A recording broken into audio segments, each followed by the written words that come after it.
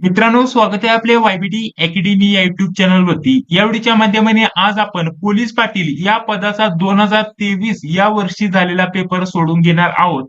हा पेपर आहे जळगाव जिल्ह्याचा. ठीक आहे. जळगाव जिल्ह्यासाठी कशा प्रकारचे प्रश्न विचारले होते ते प्रश्न आपण या व्हिडिओच्या माध्यमाने सोडून घेणार आहोत. आपल्याकडे प्रश्न संच ए आहे आणि ए मध्ये कोणकोणत्या प्रकारचे प्रश्न आले होते ते सोडवण्याचा प्रयत्न करणार आहे.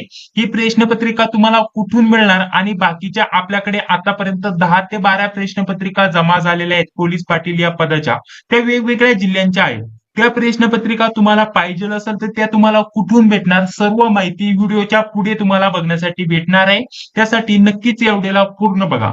तर चला, व्हिडिओचा वेळ वाया न घालवता या व्हिडिओला सुरुवात करूया. बघा, काही महत्त्वाच्या सूचना दिल्या होत्या उमेदवारांना अशा प्रकारच्या. त्यानंतर पुढे आल्यानंतर अशा प्रकारचे प्रश्न तुम्हाला बघण्यासाठी भेटलेले होते. बघा, आपल्याला पहिला प्रश्न काय दिलेला आहे व्यवस्थित समजून घेऊया. प्रश्न असतात खूपच सोपे परंतु कन्फ्युज करणारे असतात. त्यामुळे व्यवस्थित प्रश्न वाचायचा आणि त्यानंतर सोडवायला सुरुवात करायचा. पहिला प्रश्न काय दिलेला आहे, एका वसतिगृहातील मुलांना वाटप करण्यासाठी 30 सफरचंदे, 55 मोसंबी व 50 केळी खरेदी केली. प्रत्यक्ष वाटप केल्यानंतर प्रत्येकी जर विचार केला प्रत्येक प्रकारची 5 जे फळे आहेत ते शिल्लक राहिली. म्हणजेच सफरचंदामधून 5 राहिली, मोसंबीमधून 5 आणि केळीमधून 5 शिल्लक राहिली. तर वसतिगृहातील एकूण किती मुले होती ते आपल्याला विचारले. आता इथे काय सांगितलेलं आहे, प्रत्यक्ष रूपाने म्हणजे जर विचार केला तर आपल्याला प्रत्येक जे विद्यार्थी आहेत त्यांना हे जे फळे आहेत समान समान देण्यात आलेले. तर विचार केला तर एकूण 30 सफरचंद आहे. ठीक आहे. पुढे जर विचार केला तर 55 मोसंबी आहे. आपण अशा प्रकारचं इथं नोट केलं आणि पुढे लास्टला 80 केळी आहेत. ठीक आहे. आता हे फळे जे आहेत प्रत्येक मुलाला समान समान दिलेले आहेत आणि ते मुलांची संख्या किती आहे ते आपल्याला विचारले. आता जर विचार केला तर या सर्व फळांतून पुढे काय सांगितलेले, 5-5 हे जे फळे आहेत प्रत्येक फळातून शिल्लक राहिलेली आहेत. जर विचार केला सफरचंदामधून 5 शिल्लक राहिली म्हणजे एकूण वाटली किती, 25 फळे. मोसंबीमधून 5 शिल्लक राहिली म्हणजे जर विचार केला मोसंबीमधून 55 मधून 5 गेले तर किती राहिले, 50 फळे. बरोबर. त्यानंतर जर विचार केला तर केळीमधून सुद्धा 5 शिल्लक राहिलेत म्हणजे एकूण वाटली किती गेलीत, 75 फळे. अशा प्रकारचं आपण हे कॅल्क्युलेट केलं आणि आता जर विचार केला 25 एक 25, 25 दुने 50 आणि 25 त्रिक 75 अशा प्रकारचा इथे एक पाढा तयार होतोय. म्हणजे जर विचार केला सफरचंद प्रत्येक 25 मुलांना एक एक सफरचंद दिलं तर योग्यरित्या ते वाटलं जाईल.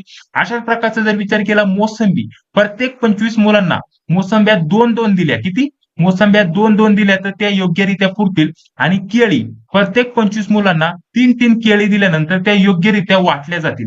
म्हणजे जर विचार केला सफरचंद 1-1 दिलं असेल, मोसंबी 2-2 आणि केळी 3-3 अशा प्रकारच्या प्रत्येक मुलाला समान फळे गेली आणि त्यातून प्रत्येक 5-5 हे जे आपण मायनस केलेली फळे आहेत ते शिल्लक राहिली. म्हणजे यावरतून किती आपल्याला समजत आहे, हे मुले किती असणार वसतिगृहात आपल्याला सांगता येईल, 25 एकूण मुले असणार. म्हणजेच 25 मुलांना जर विचार केला तर सफरचंद 1 देता येईल, मोसंबी 2-2 आणि केळी 3-3 वाटता येईल.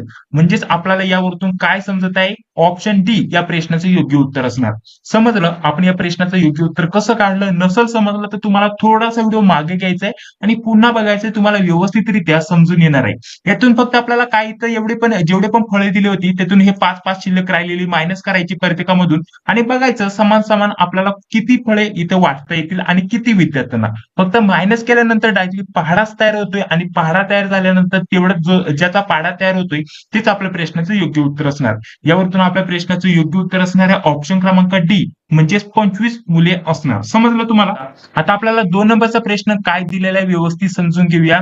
जिल्हा परिषद कन्या प्रशालेत कवायतीसाठी एका रांगेत जेवढ्या मुली उभ्या होत्या तेवढ्याच रांगा तयार झाल्या होत्या आणि एकूण मुलींची संख्या दिलेली आहे 324. आणि तर आपल्याला विचारल्या पुढे प्रत्येक रांगेमध्ये किती मुली उभ्या होत्या. म्हणजे हा जो प्रश्न आहे आपण जर प्रश्न वाचला तरी त्या प्रश्नाचं उत्तर आपल्याला समजून येते. आपल्याला काय करायचंय, डायरेक्टली ही जी संख्या दिलेली असते जसे की इथे 324 दिलेली आहे, कोणतीही संख्या असू आपल्याला इथं जी पण संख्या दिलेली असती ती बघायची कोणत्या संख्येचा वर्ग आहे. ठीक आहे. वर्ग म्हणजे जसं की इथं 12 एके 12, 12चा वर्ग काय आपल्याला अशा प्रकारचा गुणाकार करून बघायचा. 12 गुणिले 12 किती होतात. जर 324 झालं तर ते आपल्या प्रश्नाचं योग्य उत्तर असणार.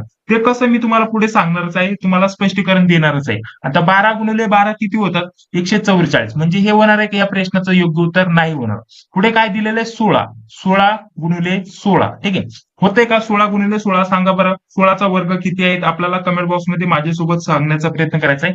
16चा वर्ग आहे 256. तर हे देखील होतंय का, नाही. पुढे 18 आहे, 18 गुणिले 18 तर या प्रश्नाचं सांगा बरं उत्तर काय असणार आहे? 18 × 18 तर हे होतं 324. म्हणजेच आपल्याला सांगता येईल त्या रांगेत किती मुली होत्या जर विचार केला तर आपल्याला प्रत्येक रांगेतील इथं मुली विचारल्यात तर प्रत्येक रांगेतील मुली होत्या आपल्याला 18 अशा प्रकारचा. कारण इथे काय म्हटलेलं आहे जेवढ्या मुली उभ्या होत्या एका रांगेत जेवढ्या मुली उभ्या होत्या तेवढ्याच रांगा आहेत. जसे की एका रांगेत जर आपण 18 मुली धरल्या आणि 18च रांगा आहेत ठीक आहे म्हणजे 18च रांगा आहेत तर 18 × 18 केलं तर आपल्या प्रश्नाचं उत्तर येतं 324 आणि लगेच आपल्याला या प्रश्नाचं उत्तर काढता येतं सांगता येतं. म्हणजे एवढे सोपे प्रश्न तुम्हाला विचारले जातात. हे जे दिलेलं असतं त्याचा डायरेक्टली बघायचं नक्की ही जी संख्या दिलेली ही संख्या कोणत्या संख्येचा वर्ग आहे. तर ह्या आपल्याला हे जे पर्याय दिलेले यांचा डायरेक्टली आपण गुणाकार त्या संख्येने करू शकता 12 × 12 अशा प्रकारचा नाही तर 16 नाही तर 18 × 18 22 × 22 आणि जे पण उत्तर आपल्याला हे येत असेल जसं की 18 × 18 324 येतं तर आपलं ते प्रश्नाचं योग्य उत्तर असणार. बघा आता आपल्याला पुढील 3 नंबरचा प्रश्न काय दिलेला आहे एका वाहनाचा वेग म्हटलेला आहे 50 km/h. आता हे काय आहे ते समजून घेऊया. प्रत्येक तासाला ते वाहन किती धावते 50 किलोमीटर धावते. हे आपल्याला असं समजून घ्यायचं. असं दिलं असेल की आपल्याला समजून जायचं की इथे हवर म्हणजे चार असेल की प्रत्येक 1 तासाला ते किती धावते 50 किलोमीटर. अशा प्रकारचा त्याचा वेग आहे म्हणजेच 50 km/h अशा प्रकारचं दिलेलं असतं. एवढा वेग असताना एका गावाहून दुसऱ्या गावी जाण्यासाठी त्या वाहनाला 6 तास लागतात. तर तेवढाच प्रवेश करण्यासाठी त्या वाहनाचा वेग इथं कमी केलेला आहे 30 km/h म्हणजेच प्रत्येक 1 तासाला ते 30 किलोमीटर धावणार आहे. तर तेवढंच तेच अंतर कापण्यासाठी त्या वाहनाला किती वेळ लागेल अशा प्रकारचा प्रश्न विचारलाय. इथे पहिल्यांदा काय दिलेलं आहे एक गाव आहे इथे ठीक आहे आणि दुसरं गाव आहे इथे ठीक आहे समजून घेण्यासाठी अशा प्रकारचं. आता इथून आपल्याला एक वाहन इथं सुरू झालेलं आहे त्याला इथपर्यंत जायचंय त्याला 6 तास लागतात. किती 6 तास. परंतु 6 तास केव्हा लागतात 1 तासामध्ये ते जेव्हा 50 किलोमीटर इथं वेग दिलेला बघा 1 तासामध्ये जेव्हा ते 50 किलोमीटर धावल तेव्हा अशा प्रकारचे 6 तास लागतात म्हणजे 50 × 6 होतात ते 300 म्हणजे जेव्हा ते 300 जे किलोमीटर अंतर पार करेल ह्या 6 तासामध्ये तेव्हा हे एका गावापासून दुसऱ्या गावापर्यंत जाईल अशा प्रकारचं. म्हणजे एकूण गावामधलं अंतर किती आहे ते सुद्धा आपल्याला समजून आलेलं आहे. असा देखील प्रश्न विचारला जाऊ शकत होता की 6 तासामध्ये इकडे जाते तर एकूण गावाचं अंतर किती तर डायरेक्टली गुणाकार करायचा आणि समजून येते. म्हणजे यावरतून आपल्याला काय समजत आहे एका तासामध्ये जेव्हा ते 50 किलोमीटर अंतर पार करतंय अशाच प्रकारचे एकूण 6 तास झाले आणि त्यांना 50 किलोमीटर म्हणजे 50 × 6 तेव्हा आपल्या प्रश्नाचं उत्तर किती येतंय आपल्या प्रश्नाचं उत्तर येतंय 300 म्हणजे 300 किलोमीटर अंतर पार केल्यानंतर एका गावापासून दुसऱ्या गावापर्यंत ते वाहन गेलेलं आहे. इथपर्यंत जे आहे ते आपल्याला व्यवस्थित समजून आलं परंतु त्याच वाहनाचा वेग आता कमी केलेला आहे. आपल्याला जायचं या गावापासून इथवरच ठीक आहे गाव तर सेम आहे अंतर पण सेम आहे आपल्याला 300 किलोमीटर जायचंय 300 किलोमीटर जायचंय परंतु आता त्या वाहनाचा जो वेग आहे इथं आपल्याला 30 किलोमीटर म्हणजे एका तासाला आता फक्त ते 30च किलोमीटर जाणार आहे. किती 30च किलोमीटर जाणार आहे. तर अशा प्रकारचे आता त्या वाहनाला या गावापासून इथपर्यंत जाण्यासाठी किती वेळ लागेल ते सांगायचे. आता आपल्याला समजले एका तासामध्ये ते 30च किलोमीटर जाते. आता आपल्याला गुणाकार करायचा डायरेक्टली 30 × डायरेक्टली आपल्याला गुणाकार करायचा आणि जोपर्यंत 300 येत नाही तोपर्यंत आपल्याला गुणाकार करत राहायचा. जर विचार केला 30 × आपण 10 केलं तर उत्तर येतं 300 ठीक आहे. एवढं सोपं आहे. म्हणजेच आपल्याला लगेच समजून आलं जर त्या वाहनाचा वेग 30 km/h असेल म्हणजेच एका तासाला ते 30 किलोमीटर धावत असेल तर आता आपल्याला एकूण अंतर तर समजलाय 300 किलोमीटर ते अंतर आहे आणि तेवढं जाण्यासाठी आपल्याला फक्त गुणाकार देत चालायचं. समजा 5 घेतलं तर किती येतंय त्यानंतर ×10 घेतलं तर किती येतंय. जेव्हा आपण 30 × 10 करू ठीक आहे 30 × 10 कारण 10 तास घ्यायचे. आता 1 तासाला ते 30च किलोमीटर धावतंय तर अशा प्रकारचे 10 तास घेतलं तेव्हा 300 इथं पूर्ण होतात. म्हणजेच त्या वाहनाचा जर विचार केला तर 30 km/h प्रत्येक तासाला जे वाहन चालेल प्रत्येक तासाला 30 किलोमीटर अंतर पार पाडते तर ते आपल्याला पूर्ण पार करण्यासाठी 10 तास लागतील त्या वाहनाला ठीक आहे. म्हणजे फक्त व्यवस्थित प्रश्न समजून घेतला तरी या प्रश्नाचं तुम्हाला लगेच उत्तर काढता येणार आहे. अशा प्रकारचा हा प्रश्न होता. चला तर अशा प्रकारचे तुम्हाला गणिताचे प्रश्न तुम्हाला अशा प्रकारचे बघण्यासाठी भेटले होते. बघा आता पुढे व्हिडिओ कंटिन्यू करण्या अगोदर आपल्यासाठी खूपच महत्वाची माहिती देत आहे. पोलीस पाटील या पदासाठी आपण काय महत्वाच्या नोट्स काढलेल्या आहेत त्या नोट्स विषयी खूपच महत्वाची माहिती देत आहे.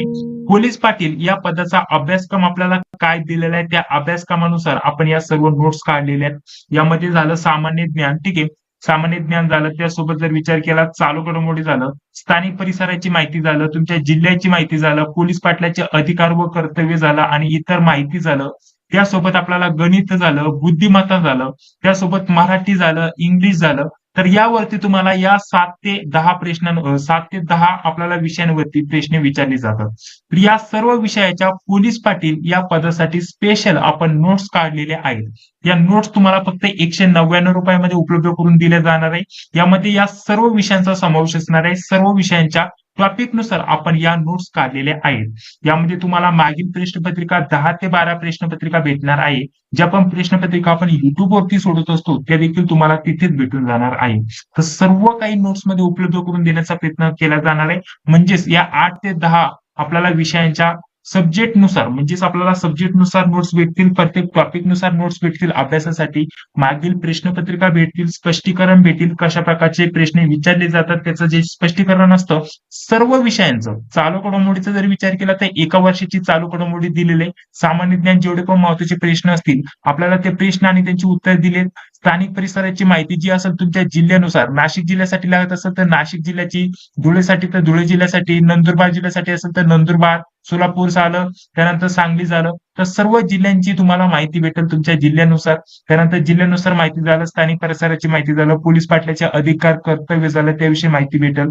त्यानंतर गणितावरती कशा प्रकारचे हे गणित विचारले जातात, ते कसे सोडवायचे असतात, स्पष्टीकरणासोबत स्टेप बाय स्टेप तुम्हाला सोडून दिलेले आहेत सर्व स्पष्टीकरणासोबत. बुद्धिमत्ताचंही तसंच स्टेप बाय स्टेप नुसार तुम्हाला स्पष्टीकरणासोबत सर्व सोडून दिले गेले आहे. त्यानुसार मराठीचं आणि इंग्लिशचं सुद्धा आपण सर्व अभ्यासक्रम पूर्ण केलेला आहे.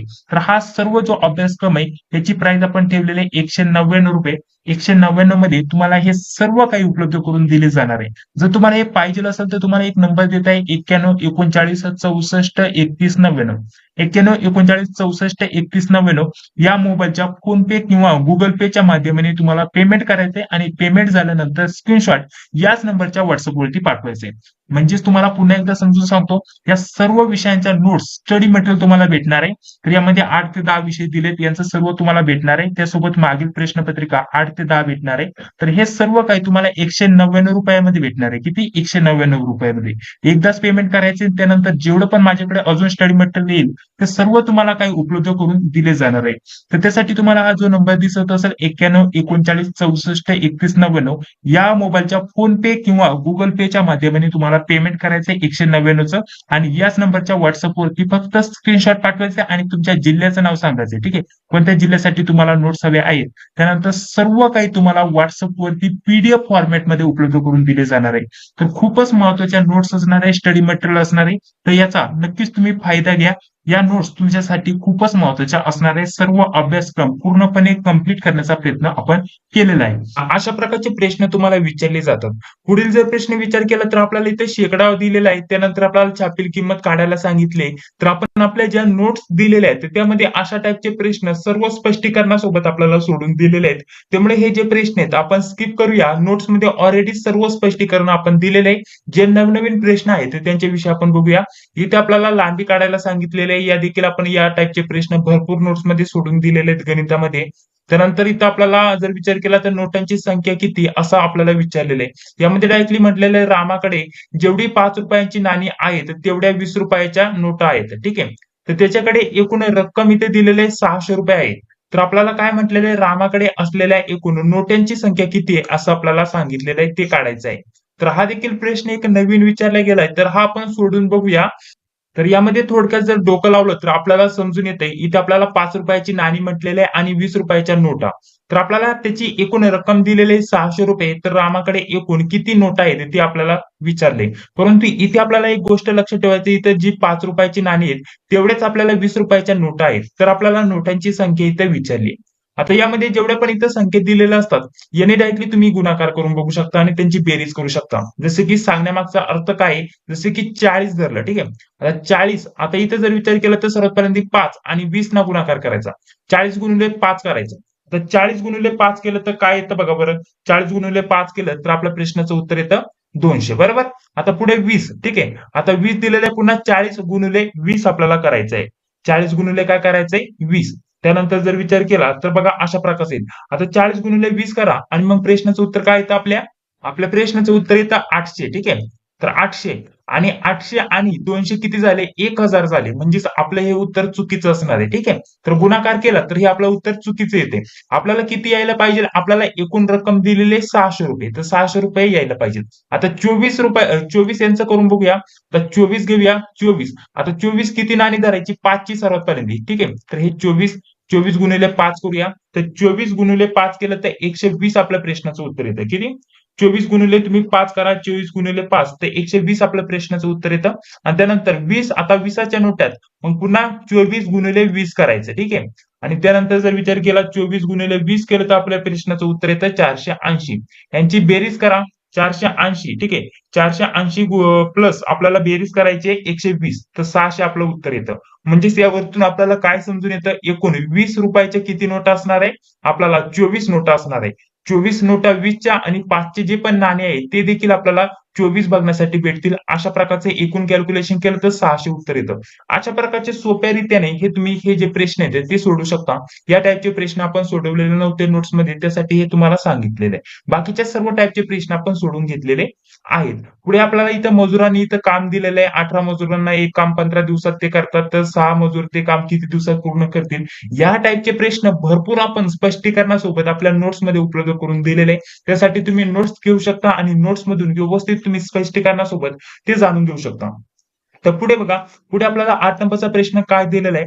अजयला विजयपेक्षा 20% गुण कमी मिळाले. तर विजयला अजयपेक्षा किती टक्के गुण जास्त मिळाले? आता तुम्हाला याचं सांगण्यामागचं कारण काय आहे बघा, इथं अजय आहे. ठीक आहे. इथं कोण आहे? अजय. आणि हा कोण आहे? विजय. आता इथे तुम्हाला काय म्हटलेलं आहे? अजयला विजयपेक्षा 20% गुण कमी मिळाले. याला किती मिळाले? 20% गुण कमी मिळालेले आहेत. आणि याला किती मिळाले? 20% गुण जास्त मिळालेत. म्हणजे इथं प्लस इथं मायनस. तर इथं आपल्याला प्रश्न काय विचारलाय त्यांनी पुढे? आता इथे आपल्याला म्हटलेलं आहे विजयला अजयपेक्षा किती टक्के गुण जास्त मिळाले आहेत. आता इथे विजयला किती टक्के गुण जास्त मिळाले? 20% जास्त मिळाले आहेत. आणि जर विचार केला अजयला किती टक्के कमी मिळालेत? 20% कमी मिळालेत. म्हणजे या प्रश्नामध्ये आपल्याला फक्त प्रश्न वाचला की लगेच उत्तर समजून येते. या देखील प्रश्नाचं उत्तर ऑप्शन बी हेच असणार आहे. कारण इथे स्पष्टपणे सांगितलेलं आहे अजयला विजयपेक्षा 20% गुण कमी मिळाले, तर विजयला अजयपेक्षा किती टक्के गुण जास्त मिळाले आहे असं म्हटलेलं आहे. तर 20% मिळणार की नाही? इथं गुण म्हटलेलं आहे आणि ते टक्क्यांमध्ये दिलेलं आहे. ठीक आहे. डायरेक्टली आपल्याला गुण फक्त विचारलं असतं, टक्के नसतं दिलं तर आपल्याला काढावं लागलं असतं. परंतु इथं ऑलरेडी इथे पण टक्के, इथे पण टक्के आणि इथे सुद्धा आपल्याला टक्क्यामध्येच हे गुण काढायला सांगितलेलं आहे. म्हणजेच आपल्याला फक्त पर्सेंटेज दिलेलं आहे, टक्केवारी दिली आणि ते देखील आपल्याला सांगितलेलं आहे किती टक्के इथे जास्त मिळाले, किती टक्के कमी मिळाले.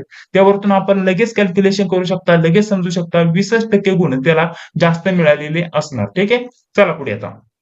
पुढे जर विचार केला तर बघा, तुम्हाला इथं वयाचे गुणोत्तर काढायला सांगितले. या टाईपचे सुद्धा भरपूर प्रश्न आपण सोडून घेतलेले आहेत.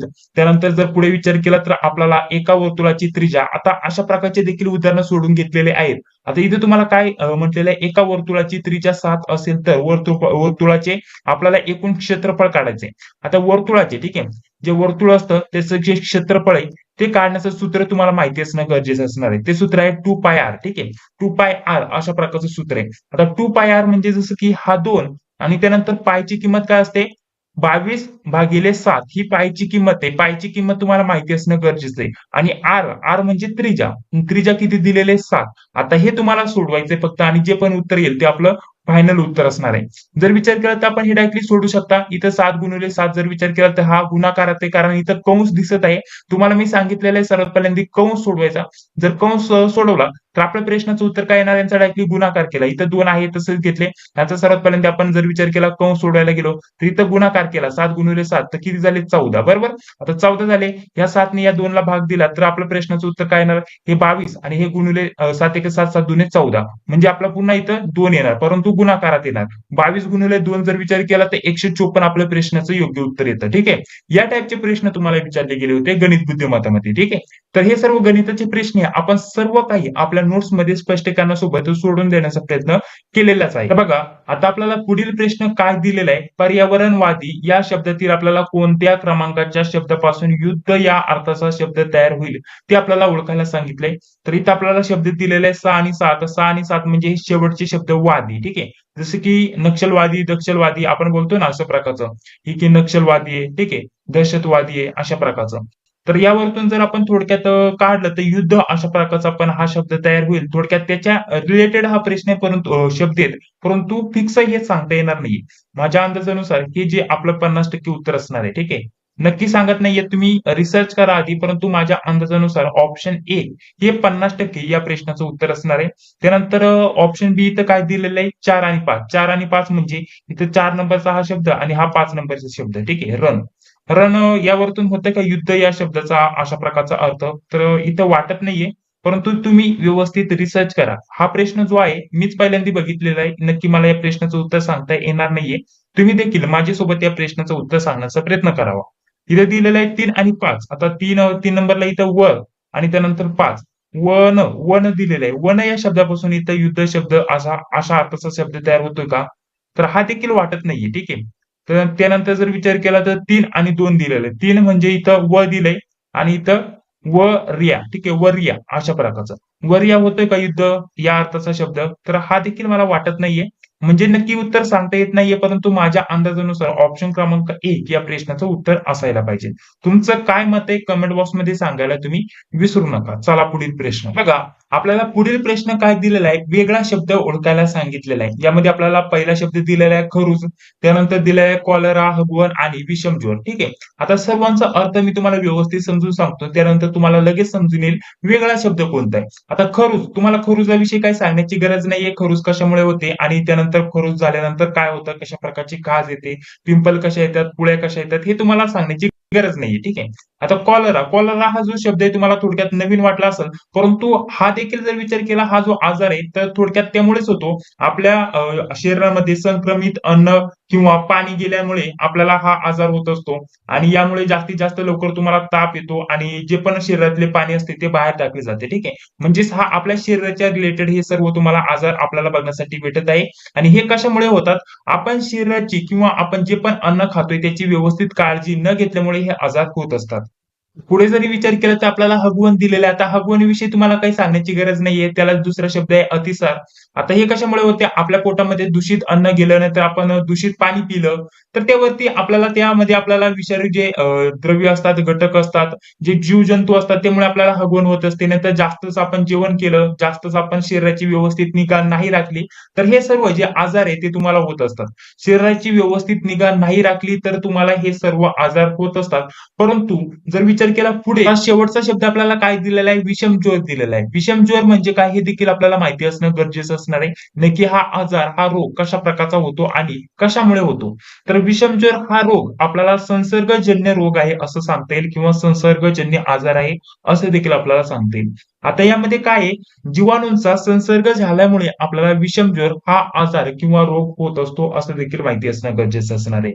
आपल्याला कधी कधी प्रश्न विचारला जाऊ शकतो की विषमज्वर हा रोग किंवा आजार आपल्याला कशामुळे होतो, तर जीवाणूंचा संसर्ग झाल्यामुळे आपल्याला विषमज्वर हा आजार होत असतो. आता नेमक्याचं याचं कारण काय आहे, कशामुळे आपल्याला हे जीवाणू आपल्याला भिडतात, कशा प्रकारचे हे आपल्यापर्यंत येतात, तर हे आपल्याला माहिती असणं गरजेचं असणार आहे. आपण बाहेर जे शौच करतो, नाहीतर आपण मूत्राशय करतो. ठीक आहे. आपण बाहेर लघवी वगैरे करतो आपल्या खुल्यावरती, तर त्या खुल्यावरती लघवी केल्यामुळे, शौच केल्यानंतर, ठीक आहे, तर त्यामुळे त्यावरती जे जीवाणू बसतात, माशा वगैरे बसतात, जीवाणू तयार होतात. तर ठीक आहे. तर ते जीवाणू हवेतर्फे नाहीतर आपल्याला खेटून, एकमेकाला खेटून, नाहीतर त्या साहित्यांना खेटून एकमेकांपर्यंत पसरतात आणि त्यामुळे आपल्याला हा विषमज्वर जास्तीत जास्त आपल्याला हा आजार होताना बघण्यासाठी भेटत आहे. आणि हा आजार जर आपण शरीराची निगा नाही राखली, म्हणजे जसं की एखाद्यापासून आपल्याला भिडला तरी होऊ शकतो, म्हणजे दुसऱ्यामुळे हा आजार आपल्याला होऊ शकतो. आणि हे बाकीचे जर विचार केला तर हे आपण आपली स्वतःची व्यवस्थित निगा नाही राखली तर त्यामुळे शक्यता आपल्याला झालेले बघण्यासाठी भेटतात. आणि हा आपल्याला संसर्गजन्य रोग म्हणजे संसर्गजन्य आजार वेगळा बघण्यासाठी भेटत आहे यामधून. हे 3 जर विचार केला, हे 3 टाईपचे जे आजार आहेत ते आपण थोडक्यात बघितले तर एकसारखे आहेत आणि हा थोडक्यात वेगळा आहे. त्यामुळे आपल्याला वेगळा शब्द आपल्याला सांगता येईल. विषमज्वर हा आपल्या प्रश्नाचं योग्य उत्तर असायला पाहिजे. ठीक आहे. अशा प्रकारचं तुम्हाला ही माहिती असणं गरजेचं असणार आहे. पुढील 13 नंबरचा प्रश्न कसा दिलेला आहे व्यवस्थित समजून घेऊया. तिथे चित्रपट शब्द दिलेला आहे आणि चित्रपट शब्दापासून आपल्याला पुढील शब्द काय दिलेला आहे, दिग्दर्शक. ठीक आहे.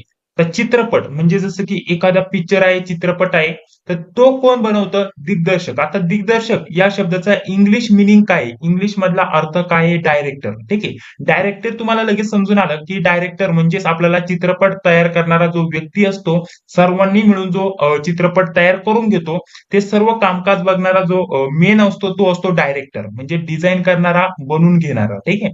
ते चित्रपट तयार कोण करतो? दिग्दर्शक तयार करतो. ठीक आहे. म्हणजेच आपण त्याला काय म्हणतो? डायरेक्टर. ठीक आहे. तर त्या प्रकारे आपल्याला मासिक हे कोण तयार करते, कोण आपल्याला ते बनवतं हे आपल्याला विचारले. संपादक होईल का? नाही. मुद्रक होईल का? मुद्रक म्हणजे जसं की छपाई, छपाई करणे. विक्रेता म्हणजे जो विकतो तो. ठीक आहे. तर लेखक, लेखक काय तयार करतो? मासिक. हा लिहून जे पण महत्वाचे असेल महिन्याची माहिती ती लिहून मासिक तयार करतो. म्हणजेच या प्रश्नाचं योग्य उत्तर काय असणार आहे? लेखक हा आपल्याला सांगता येईल, हा मासिक तयार करतो. ठीक आहे. आणि जसा की चित्रपट हा तयार कोण करतो? दिग्दर्शक. तसं आपल्याला विचार केला तर मासिक कोण तयार करतं? लेखक हा तयार करतो. यावरतून ऑप्शन सी या प्रश्नाचं आपलं योग्य उत्तर असणार आहे. चला, आता पुढील आपण प्रश्न बघूया. चला, आता आपण पुढील प्रश्न बघूया. पुढील प्रश्न देखील अगदी सोपा आहे आणि या टाईपचे प्रश्न जवळपास प्रत्येक प्रश्नपत्रिकेमध्ये आलेले आहेत मित्रांनो. ठीक आहे. तर या टाईपचे प्रश्न जे आहेत आपण ऑलरेडी आपल्या बुद्धिमत्तेचे जे प्रश्न दिले त्यामध्ये ऑलरेडी आपल्याला प्रॅक्टिस करण्यासाठी स्पष्टीकरणासोबतच सर्व काही हे प्रश्न सोडून दिलेले आहेत. तर बघा आपल्याला काय दिलेलं असतं एका सांकेतिक भाषेत कुत्र्याला मांजर म्हटले. ठीक आहे. मांजराला काय म्हटलेलं आहे? सिंह म्हटलेलं आहे. सिंहाला काय म्हटलेलं आहे? सिंहाला म्हटलेलं आहे पुढे हत्ती. ठीक आहे. थोडक्यात व्यवस्थित प्रश्न दिसत नसेल, थोडा इकडे क्रॉप झालेला आहे, कट झालेला आहे. सिंहाला हत्ती म्हटले आणि हत्तीला काय म्हटलेलं आहे? ससा म्हटलेलं आहे. ठीक आहे. तर आपल्याला पुढे काय म्हटलेलं आहे? तर राजा कोणास म्हणावे? अशा प्रकारचे प्रश्न तुम्हाला विचारले जातात. आता जंगलाचा राजा कोण असतो? सिंह असतो. ठीक आहे. जंगलाचा राजा कोण असतो? सिंह असतो. तर आपल्याला म्हटलेलं आहे राजा कोणास म्हणावे? आता हे तर आपल्याला समजलं, सिंह आपल्याला या प्रश्नाचं योग्य उत्तर असणार आहे. परंतु सिंहाला काय म्हटलेलं आहे? बघा, इथं सिंहाला काय म्हटलेलं आहे? हत्ती म्हटलेलं आहे. म्हणजे सिंहाला हत्ती म्हटलेलं आहे म्हणजे आता जंगलाचा राजा कोणाला म्हणावं लागणार आहे? हत्तीला म्हणावं लागणार आहे. म्हणजेच ऑप्शन डी या प्रश्नाचं आपलं योग्य उत्तर असणार आहे. तर अशा प्रकारचे तुम्हाला गणित बुद्धिमत्तेचे प्रश्न आलेले आहेत मित्रांनो. हे आपण पुढील भागामध्ये सर्व काही सोडून घेण्याचा प्रयत्न करणार आहे. यामध्ये आपल्याला इथं जर विचार केला अनुरुद्ध घरातून बाहेर पडला म्हटलेलं आहे. काटकोनात वळला. काटकोनात म्हणजे जसं की 90 अंशाचा कोन. यामध्ये तो वळलाय आणि त्यानंतर तेव्हा त्याची बाजू होती उत्तर दिशा. तर घराची बाजू आपल्याला कोणती दिशा आहे ते आपल्याला विचारले. सोपे प्रश्न होते. पुढे जर विचार केला तर आपल्याला इथे वार काढायचा आहे म्हणजेच आपल्याला कॅलेंडर वरती हा प्रश्न आलेला आहे. पुढे आपल्याला बुद्धिमत्ताचे या टाईपचे प्रश्न आलेले आहेत मित्रांनो. ठीक आहे. म्हणजे जर विचार केला तर बुद्धिमत्तेचे प्रश्न तुम्हाला कसे सोडवायचे हे देखील मी तुम्हाला सांगितलेले आहे. एबीसीडी कशा प्रकारची काढायची मागील क्लासेस तुम्ही बघू शकता. सर्व लिंक तुम्हाला व्हिडिओच्या डिस्क्रिप्शन बॉक्स मध्ये टाकून देतोय. त्यानंतर समांतर आपल्याला रेषांवरती प्रश्न आला होता. त्यानंतर पुढे जर विचार केला तर पुढे अजून बघूया कशा प्रकारचे प्रश्न आले होते. बाकीचे सर्व प्रश्न आपण सोडूनच घेणार आहोत पुढील भागामध्ये. पुढे बघा, पुढे जर विचार केला तर तुम्हाला क्षेत्रफळाच्या दृष्टीने भारत हा जगातील कितव्या क्रमांकाचा देश आहे? आता हे तर तुम्हाला सांगण्याची गरज नाहीये. तुम्हाला सर्व काही आपण यावरती डिटेलमध्ये पीडीएफ मध्ये नोट्समध्ये हे सर्व काही उपलब्ध करून दिलेले आहे आणि मागील प्रश्नपत्रिका जे सोडून घेतल्या त्यामध्ये सुद्धा हे सर्व आपण बघितलेले आहे. पुढे आपल्याला सर्व जर विचार केला तर या प्रश्नपत्रिकेमध्ये आपल्याला सामान्य ज्ञानचे प्रश्न अशा प्रकारचे विचारले गेले होते. पुढे आपण बघूया. पुढील प्रश्नपत्रिका सर्व आपण पुढील भागामध्ये सोडूनच घेणार आहोत. सामान्य ज्ञानचे प्रश्न अशा प्रकारचं होतं. चालू घडामोडीचे थोडेफार प्रश्न होते. थोडक्यात आपल्याला काही इतिहासावरती सुद्धा प्रश्न विचारले गेलेत. ही प्रश्नपत्रिका तुम्हाला आपल्या नोट्समध्ये दिलेले आहेत, तर तुम्ही देखील ही प्रश्नपत्रिका सोडू शकता. पुढे बघा, पुढे अशा प्रकारचे तुम्हाला इतिहासावरती, सामान्य ज्ञान, चालू घडामोडीवरती जास्त प्रश्न विचारले गेले होते. गणित बुद्धिमत्तावरती जर विचार केला तर 15 ते 20 प्रश्न आले होते. चालू घडामोडीवरती 10 ते 15 प्रश्न आले होते. आणि त्यानंतर सामान्य ज्ञानच सर्व होतं. ठीक आहे. सामान्य ज्ञानवरती जास्तीत जास्त प्रश्न विचारले गेले होते. तर अशा प्रकारचं हे प्रश्नपत्रिकेचं आपल्याला अशा प्रकारचं स्वरूप बघण्यासाठी भेटलेलं होतं. ग्रामपंचायत, ग्रामसभा आणि जर विचार केला त्यावरती सुद्धा तुम्हाला थोडेफार प्रश्न विचारले गेले होते. तर अशा प्रकारचं या प्रश्नपत्रिकेचं स्वरूप आहे. थोडक्यात फक्त तुम्हाला सांगितलेलं आहे. बाकीचा आता दुसरा आपण भाग बनवूया. त्यामध्ये फक्त आपण काय करूया, एक भागामध्ये आपण सर्व सामान्य ज्ञानचे प्रश्न सोडून घेऊया आणि दुसऱ्या भागामध्ये आपण गणित बुद्धिमत्तेचे प्रश्न सोडून घेऊया. तर थोडक्यात फक्त तुम्हाला प्रश्नपत्रिका कशी होती हे सांगण्याचा प्रयत्न केलेला आहे. या सर्व आपल्याकडे 8 ते 10 प्रश्नपत्रिका या गोळा झालेल्या आहेत. सर्व प्रश्नपत्रिका तुम्हाला मी नोट्स मध्ये देत असतो. ठीक आहे. आतापर्यंत ज्या पण प्रश्नपत्रिका आलेल्या आहेत त्या तर तुम्हाला लगेच भेटतील आणि त्यानंतर त्या भेटल्यानंतर बाकीचे जे पण राहतील त्या पण आपल्याकडे जसे जसे उपलब्ध होतील त्या देखील तुम्हाला उपलब्ध करून दिल्या जातात मित्रांनो. म्हणजे सर्व काही स्टडी मटेरियल, काही नोट्स वगैरे सर्व काही तुम्हाला आपल्या नोट्स मध्ये उपलब्ध करून दिलं जाणार आहे. त्यासाठी जो नंबर दिलेला आहे त्यावरती तुम्ही संपर्क करू शकता. सविस्तर माहिती तुम्हाला व्हिडिओच्या मध्ये दिलेली आहे. तर या व्यतिरिक्त काही प्रश्न असतील तर कमेंट बॉक्समध्ये सांगायला विसरू नका. आपल्या नोट्समध्ये सर्व स्पष्टीकरण आपण देत असतो, त्यामुळे आपण सर्व व्हिडिओच्या माध्यमाने सांगायला बसलो तर आपला जो व्हिडिओ आहे खूपच जास्त मोठा होऊन जाईल मित्रांनो. त्यामुळे जास्तीत जास्त माहिती आपण नोट्समध्ये उपलब्ध करून देण्याचा प्रयत्न करतो. व्हिडिओमध्ये फक्त थोडक्यात स्पष्टीकरण देण्याचा प्रयत्न करतो. तर तुम्हाला नोट्समध्ये चांगलं समजतं की व्हिडिओच्या माध्यमाने चांगलं समजतं, कमेंट बॉक्समध्ये तुम्ही सांगायला विसरू नका. जर व्हिडिओ आवडला असेल तर व्हिडिओला एक लाईक करा, चॅनलला देखील सबस्क्राईब करा, जी बिल ती लाईक क्लिक करा. भेटूया पुढील व्हिडिओमध्ये. जय हिंद, जय महाराष्ट्र.